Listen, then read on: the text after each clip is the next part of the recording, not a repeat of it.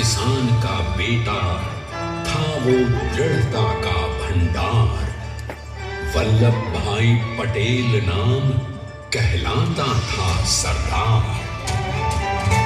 कृषक कार्मिक जनगण से था उसको प्यार अपार।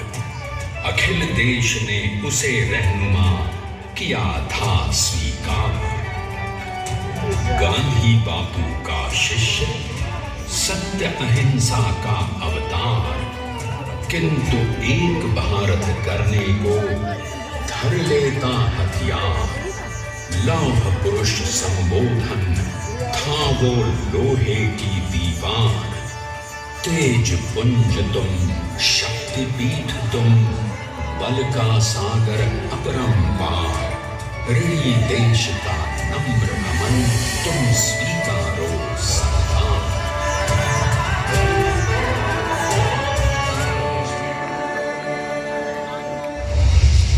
1857 में अंग्रेजों को ललकारने वाले पहले स्वतंत्रता संग्राम के एक सक्रिय सिपाही थे झवेर भाई पटेल। करमसद गांव के इस बहादुर देशभक्त किसान और उनकी पत्नी लाड भाई के 5 बेटों और 1 बेटी में से चौथे पुत्र थे वल्लभ भाई। बालक वल्लभ ने करमसद के बाद नडियाद से अपनी हाई स्कूल की शिक्षा पूरी की।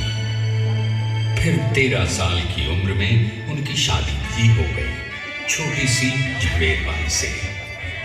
2 बच्चों, बेटी मणिबेन और बेटे डाया भाई को जन्म देने के बाद झवेर बाई असमय ही चल बसी। सदी बदलने और 20वीं सदी आने पर उनका जीवन भी एक चमत्कार की तरह बदला। प्लीडर का इम्तिहान पास करके वो वकालत करने लगे। पहले गोधरा, फिर आणंद और उसके बाद अहमदाबाद में। मगर जल्द ही वकालत छोड़कर वो बैरिस्टर बनने की इच्छा से इंग्लैंड चले गए। लंदन में बैरिस्टरी में अव्वल आने और वजीफा जीतने वाले वो अनोखे भारतीय थे। अब तो अहमदाबाद की वरिष्ठ अदालत में बैरिस्टर पटेल की जिरह और जीतों की धूम मच गई।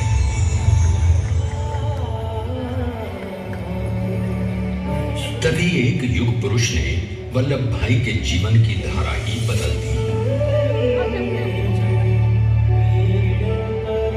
दक्षिण अफ्रीका में सत्याग्रह के अहिंसक अस्त्र से गोरे शासकों को सबक सिखाकर भारत वापस आए बैरिस्टर मोहनदास करमचंद गांधी से मिलकर वल्लभ भाई ने अपने कुछ वर्षों से सीखे विदेशी व्यवहार और संस्कार हमेशा के लिए त्याग दिए और अब वो अपने खेड़ा के किसानों को हक दिलाने के लिए बापू के साथ आंदोलन में कूद पड़े।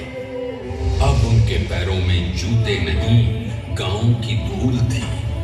हृदय में भारत भूमि की शस्य श्यामला धरती।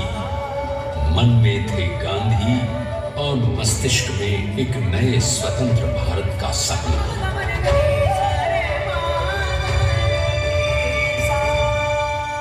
तभी बारडोली के मजबूर मजलूम किसानों की यातना का समाचार उनके पास पहुंचा।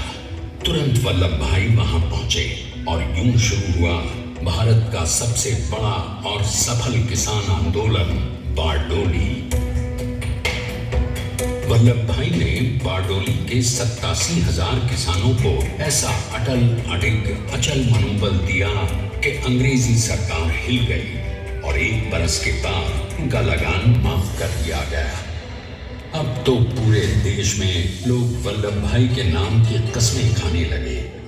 स्वयं महात्मा गांधी ने कहा, अब वल्लभ भाई मेरे शिष्य या साथी नहीं, सारे देश के सरदार हैं और देश को मिल गया एक अनोखा असरदार सरदार।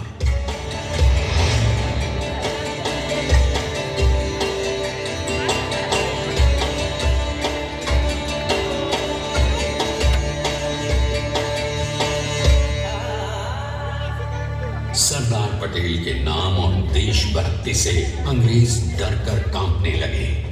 1930 के नमक सत्याग्रह और दांडी कूच में वो बापू से भी पहले गिरफ्तार किए गए।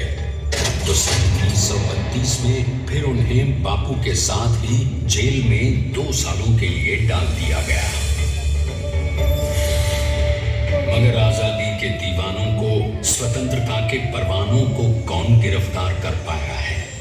जेल से छूटते ही सरदार को कांग्रेस के नए राष्ट्र अध्यक्ष पद पर चुना गया और उनकी सरपरस्ती में राष्ट्रवादी भारतीयों ने तमाम ब्रिटिश सूबों में जीत हासिल कर वहां अपनी स्थानिक सरकारें बनाई। किंतु सरदार का सपना केवल सरकार बनाना नहीं था।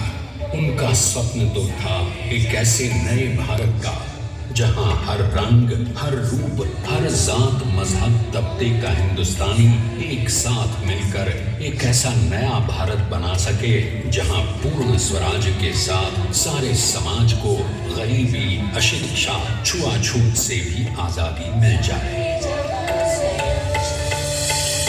इसकी पहली रणनीति थी भारत को अंग्रेजों की गुलामी से आजादी, ताकि भारत के लोगों की अपनी सरकार सबके साथ और सबके विकास के लिए काम कर सके। बापू की अगुवाई में अब देश ने अंग्रेज